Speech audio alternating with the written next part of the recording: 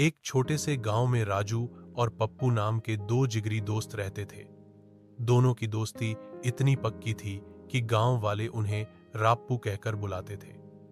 दोनों ही थोड़े आलसी और बड़े सपने देखने वाले थे, लेकिन उनकी हर हरकत में कुछ न कुछ गड़बड़ हो ही जाती थी। एक दिन गांव में एक नया टीवी आया। यह गांव का पहला टीवी था और सब उसे देखने के लिए टूट पड़ते थे।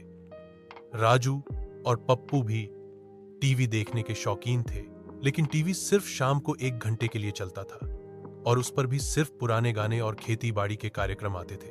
राजू ने पप्पू से कहा, यार पप्पू, ये टीवी देखने में तो मजा नहीं आ रहा। काश हमारा अपना टीवी होता और हम जो चाहें वो देख पाते। पप्पू ने अपनी आंखें मलते हुए कहा, हाँ यार, और उसमें पॉपकॉर्न भी बनते। राजू को एक शरारत सूझी। उसने पप्पू से कहा, एक शर्त लगाते हैं, जो पहले गांव के सबसे ऊंचे पेड़ पर चढ़कर मैं राजा हूं चिल्लाएगा, उसे दूसरा दोस्त 1 महीने तक मुफ्त में समोसे खिलाएगा। पप्पू ने सोचा, समोसे, ये तो बढ़िया डील है, और तुरंत मान गया। अगले दिन सुबह दोनों गांव के सबसे ऊंचे बरगद के पेड़ के पास पहुंचे। पेड़ इतना ऊंचा था कि उसकी चोटी बादलों को छूती हुई लगती थी। राजू ने पहले चढ़ना शुरू किया। वह धीरे धीरे पत्तों को पकड़कर ऊपर चढ़ने लगा। पप्पू नीचे से उसे देख रहा था और मन ही मन समोसों के सपने बुन रहा था। राजू लगभग आधे रास्ते तक पहुंचा ही था कि एक बंदर ने आकर उसकी टोपी छीन ली। राजू घबराकर चिल्लाया, बंदर, मेरी टोपी।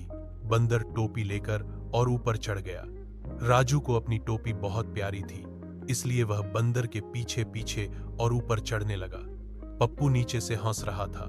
अरे राजू, टोपी छोड़, समोसे देख। राजू किसी तरह पेड़ की चोटी तक पहुंच गया।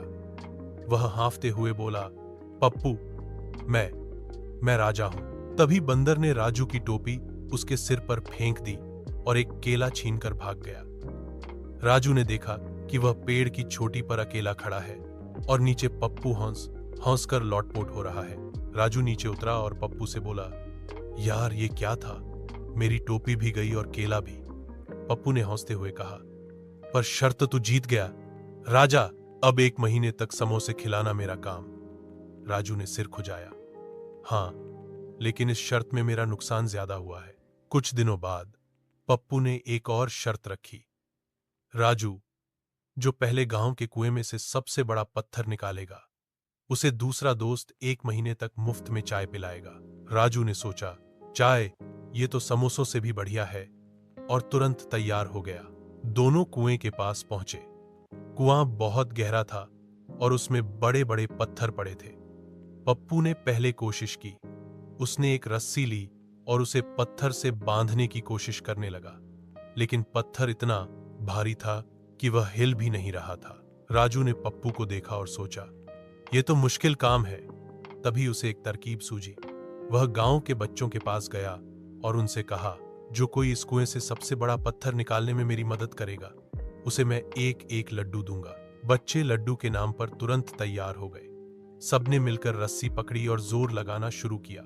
राजू भी उनके साथ जोर लगाने लगा। धीरे धीरे एक बहुत बड़ा पत्थर कुएं से बाहर आ गया। पप्पू यह सब देखकर हैरान रह गया। उसने कहा, राजू, ये तुमने कैसे किया?